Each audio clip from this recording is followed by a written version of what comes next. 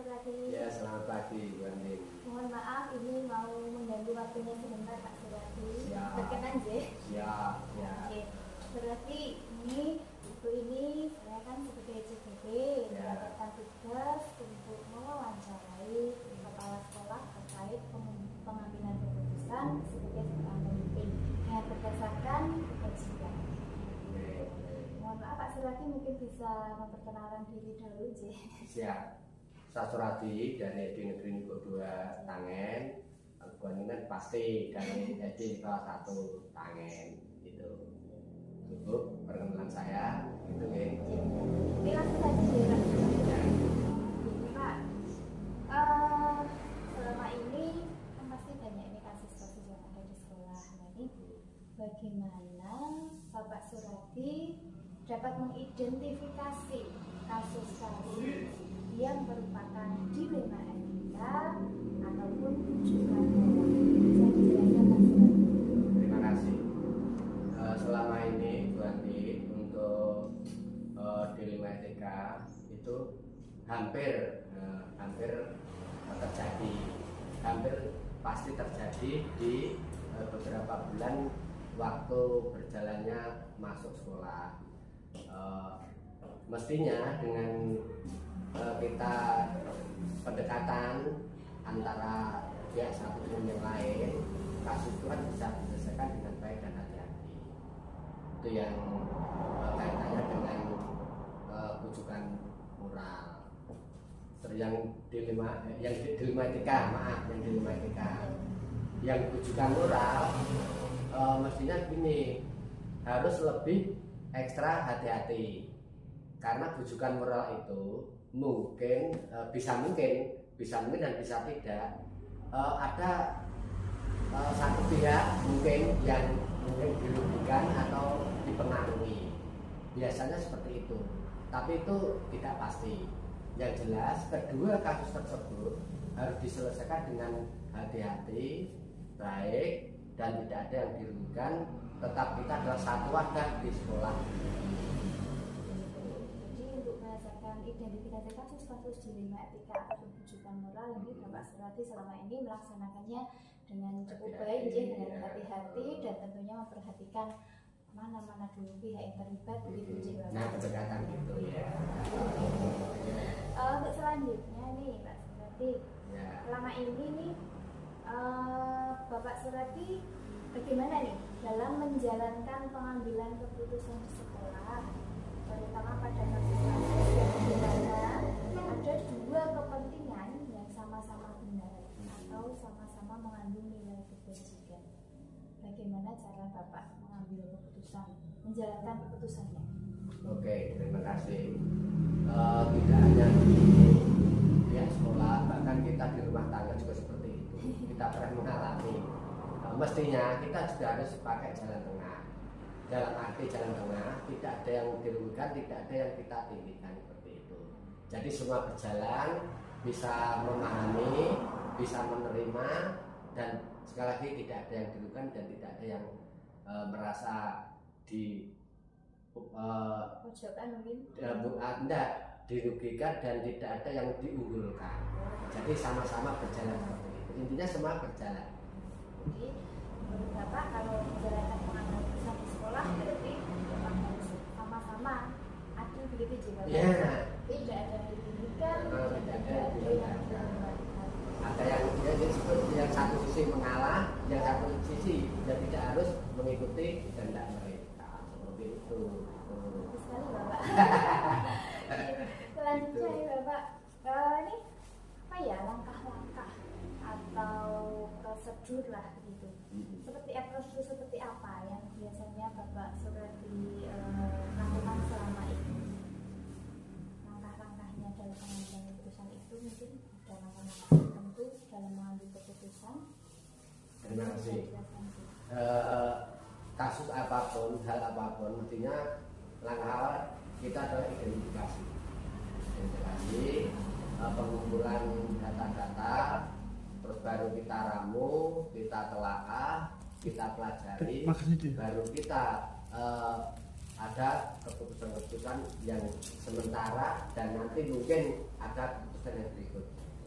Jadi langkah-langkahnya tetap identifikasi kasusnya pendekatan dulu. dengan pendekatan termasuk seperti itu. Itu. Data-data juga. Nah, Tidak sembarangan. ada dari telinga A langsung ditelaah. Kamu gitu, itu kan namanya sepihak. Nah, itu. Ya seperti itu. Dapat informasi dan pengalaman nih malah saya. Iya. Kemudian ini Bapak apa ya? Adakah hal-hal apa saja selama ini yang Bapak Surati anggap paling efektif lah istilahnya itu dalam pengambilan keputusan di sekolah Bapak? Hal yang paling efektif mungkin bisa dijelaskan. Hal yang paling efektif menurut saya adalah keputusan tersebut membawa visi misi yang ada dari teman-teman sekolah ini. Jadi dari A sampai Z itu masuk semua jadi keputusan bersama. Seperti itu. Jadi berdasarkan ini Bapak, Masukan, masukan ini atau teman apa visi misinya, baru jadi keputusan. Kalau itu, masukan dari siapapun yang ada di sekolah, biarpun dari penjaga, itu asal itu juga masukan yang positif buat kemajuan sekolah kita. Kenapa tidak? Itu juga kita akomodir, kita tampung menjadi itu. sama sekali nggak senang luar biasa. Ini ada tidak Pak ini hal-hal yang saat Bapak mengambil keputusan, adakah atau pernahkah muncul sebuah tantangan yang Bapak Surati menjadi terkait pengambilan keputusan tersebut? Tantangannya apa saja? Mungkin kalau ada. Terima kasih. Tantangan biarpun kecil ada, tapi bagi orang dewasa sebagai seorang pemimpin kan tidak harus ini tantangannya tidak seperti itu. Yang jelas itu adalah untuk flashback ke depan bahwa kalau putusan seperti ini tantangannya seperti ini, kecil misalnya. Kalau kasus yang agak besar tantangannya juga lebih berat. Seperti itu kan sudah wajar. Tapi itu adalah sebagai cerminan kita aja untuk melangkah ke depan. Jadi tidak usah dibesar-besarkan, tidak usah dikonsumsi untuk bersamaan, tapi untuk diri kita sendiri aja. Jadi memang tetap ada Ada. tantangan seperti itu. Jadi sering juga ya Pak ada tantangan yang dihadapi saat Ya, pengambilan keputusan. tidak hanya tantangan, mungkin program yang tidak berjalan atau mungkin belum berjalan, tapi tetap stagnan. Lah baru beberapa saat bisa berjalan itu aja. Kan termasuk tantangan juga seperti itu. Tapi kan tidak, waduh kok gak jalan. Kan kita juga harus menunggu waktu. Mungkin ada waktu-waktu tertentu kita menunggu waktu yang pas. Gitu. Kemudian Bapak, ini apakah ketika mengambil sebuah penyelesaian kasus, apakah Pak Surati mempunyai agenda atau jadwal tertentu dalam menyelesaikan kasus-kasus yang ada? Terima kasih. Tergantung kasusnya. Ya. Karena apa? Kalau kasus itu segera diselesaikan, kenapa tidak? Kenapa nunggu waktu? Kenapa nunggu lama? Harus segera ditindaklanjuti dan segera diselesaikan. Tapi mungkin kasus yang perlu waktu untuk menyelesaikan, perlu waktu untuk merenungkan, memutuskan suatu keputusan yang mungkin lebih berat, ini akan butuh waktu. Intinya tergantung kasusnya. Kalau segera diselesaikan, saat itu juga segera diselesaikan. Tergantung kasusnya, ringan, apa sedang, apa berat, kan ada tiga proses seperti itu. tidak tercapai baru selesai atau tidak Ya, Pak? ya. Begitu. Ya. Dapat pengalaman lagi nih Bapak.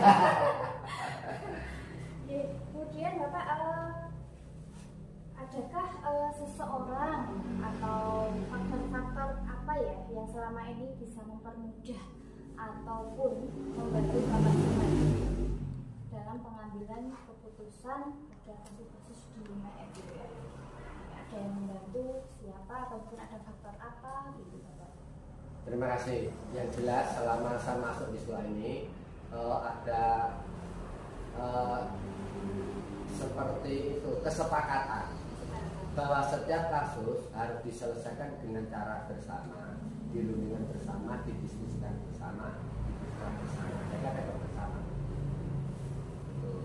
Lah hanya saja pada kasus tertentu, kasus pribadi seperti itu kan antara mungkin dari atasan dan bawah. Tapi kalau kasus umum itu nanti adalah perlu dibicarakan, perlu didiskusikan bersama-sama, diputuskan bersama. Jadi saya juga termasuk terbantu. Toh nanti ada masukan dari saran. Oh banyak gini, kalau ekstrakurikuler jangan sampai sore, jangan ya. Itu kan juga termasuk masukan. Gitu. Sekolah warga sekolah yang ya, dapat membantu Bapak betul ya, kayak kesepakatan bersama kayak seperti itu gitu ya. Sudah menjadi budaya positif ya, di sekolah Bapak selama saya masuk di sini gitu. Luar biasa Pak Suradi. Ya. Ini Pak, satu lagi nih Ya. dari semua yang Bapak sampaikan tadi, Ya. pembelajaran apa ya yang Bapak dapat ambil atau pengalaman Anda saat mengambil sebuah keputusan berdasarkan apa yang Bapak ceritakan tadi? Intinya kan ada ya pembelajaran yang dapat Anda petik dari semua kasus-kasus yang pernah Bapak alami di sekolah ini. Ya. Terima kasih. Kita kan manusia sosial, makhluk sosial, tidak lepas dari hubungan. Karena kita masuk makhluk sosial, tidak lepas dari hubungan. Segala sesuatu yang namanya kasus harus ada pendekatan. Yang pertama itu pasti. Dan yang kedua, jangan tergesa-gesa memutuskan suatu keputusan. Kamu salah, jangan sampai seperti itu. Karena apa? Perlu pemikiran, perlu ditelaah, perlu dipelajari dan sebagainya seperti itu. Jadi intinya segala kasus perlu pendekatan, penggalian informasi, dipadukan, dipastikan bahwa jadi tidak serta-merta langsung kan namanya memutuskan sepihak itu. Ada pembelajaran yang baik juga dari pengambilan keputusan Bapak nih. Gitu. Baiklah Bapak, terima kasih untuk waktu yang sudah diberikan pada saya, berdasarkan tugas CGP saya. Mohon maaf dalam waktunya, dan ini mohon doanya semoga saya dalam menjalankan PGP saya lancaran terus dengan nilai yang baik begitu Bapak. Terima kasih Pak Suradi. Mudah-mudahan kedepannya lancar, menjadi tertarik buat teman-teman bahwa inilah guru penggerak yang harus diharapkan dari generasi-generasi yang akan datang. Gitu. Terima kasih Pak Suradi.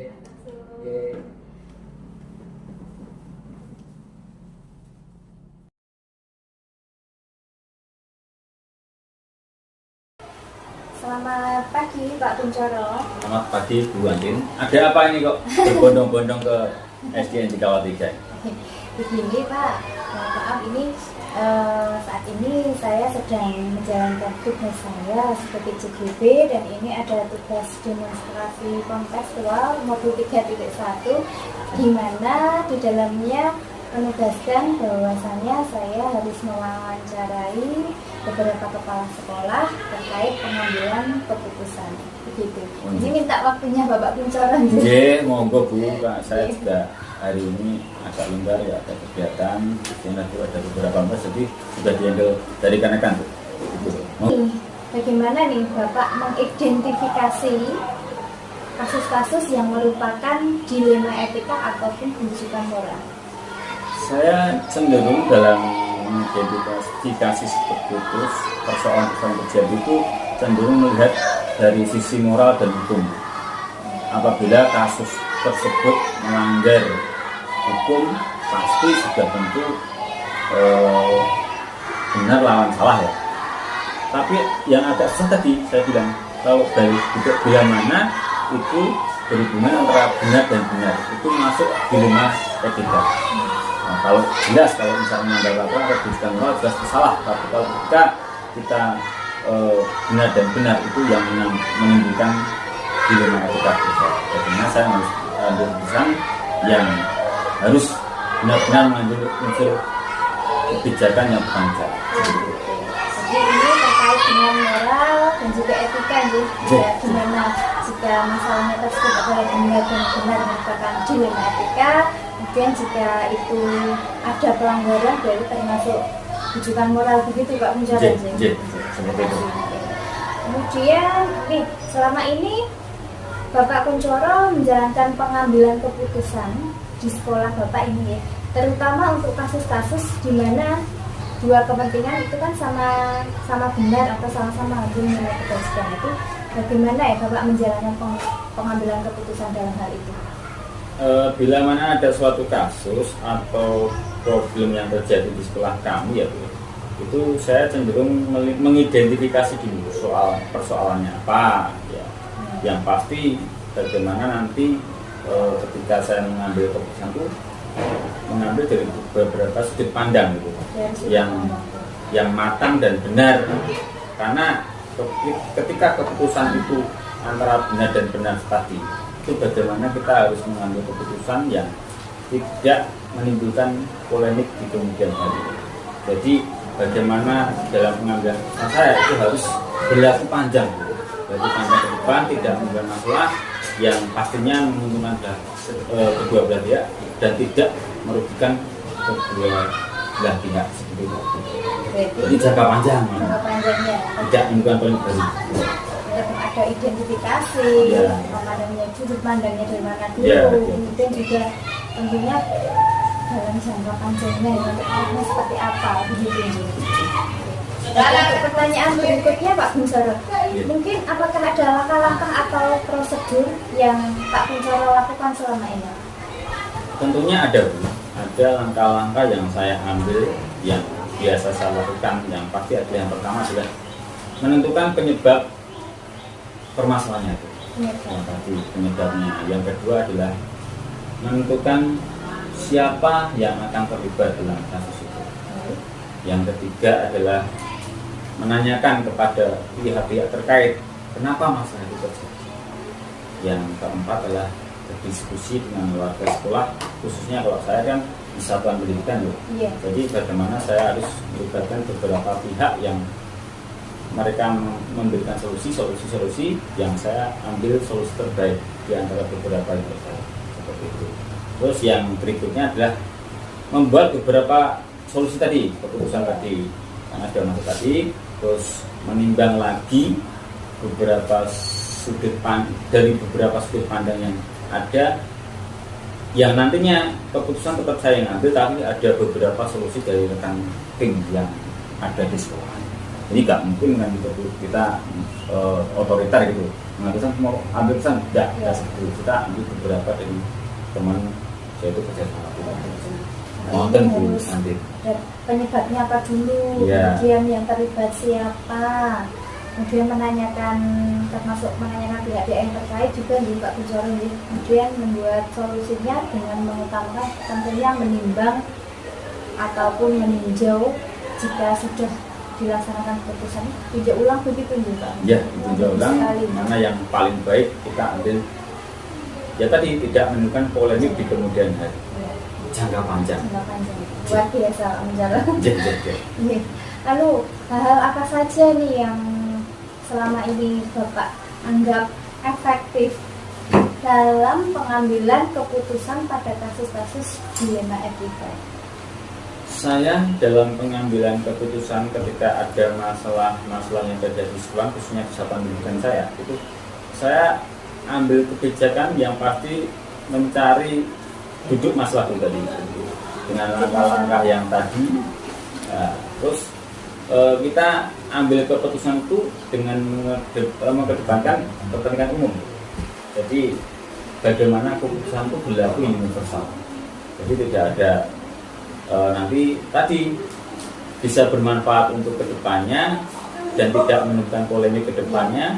Terus bagaimana itu keputusan bisa berlaku panjang tanpa ada protes atau timbul masalah baru di kemudian hari. Itu yang paling penting.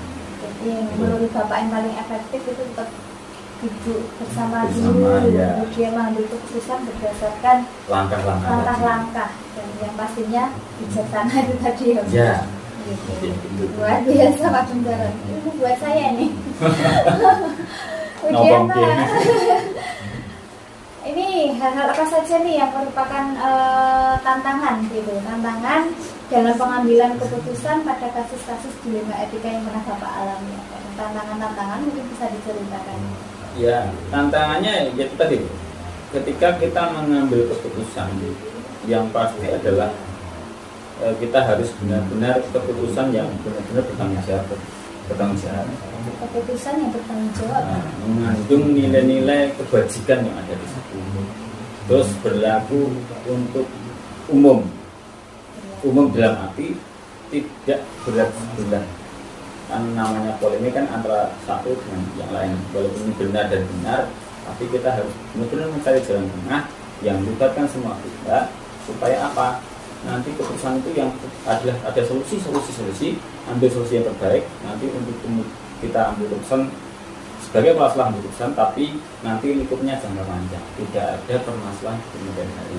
Karena ya tadi melibatkan semua pihak yang ada dan kalau apabila kita ambil keputusan yang bertanggung jawab dan mengandung unsur-unsur nilai kebajikan, saya rasa tidak akan timbul masalah di kemudian hari dan jangkanya panjang. Tantangannya yang dihadapi ini intinya harus mengambil keputusan yang memang harus bertanggung jawab begitu. Luar biasa. Kemudian Pak, ke pertanyaan selanjutnya, ini apakah Pak Kunchoro ini mempunyai sebuah jadwal dalam sebuah penyelesaian kasus dilema etika? Apakah itu akan langsung diselesaikan di tempat ataukah mempunyai jadwal-jadwal tertentu?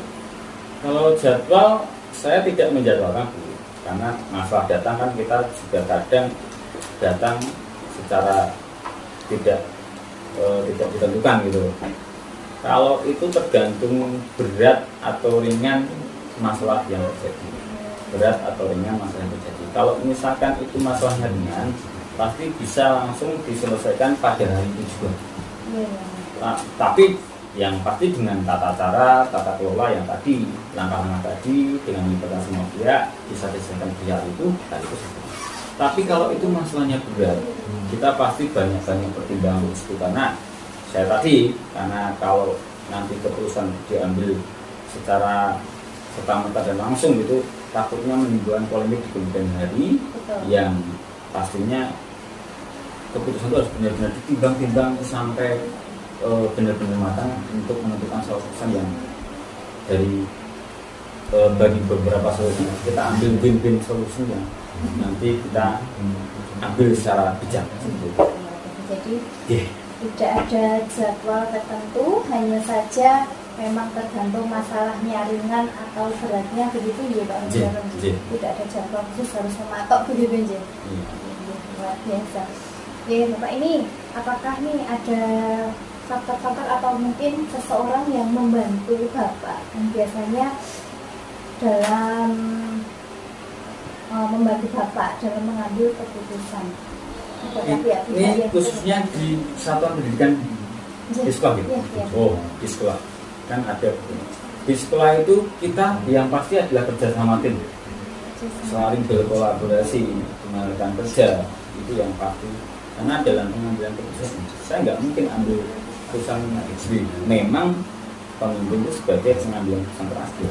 Tapi kalau kita melibatkan semua pihak atau stakeholder yang ada, kita ambil dari beberapa solusi, ya tadi ambil solusi terbaik gitu, supaya tidak timbul polemik di kemudian hari. Dan apa yang kita ambil itu benar-benar secara umum dan ada nilai-nilai kebajikan yang universal.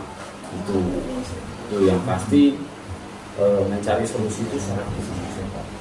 Jadi ada tim begitu ya yang ada tim kerja atau membantu Bapak Kunchoro, tetap ada tim yang khususnya kontes di sekolah, berarti Bapak Ibu guru begitu aja. Ya, kalau di sekolah ya Bapak Guru, kalau misalkan melibatkan masyarakat pasti ada komite.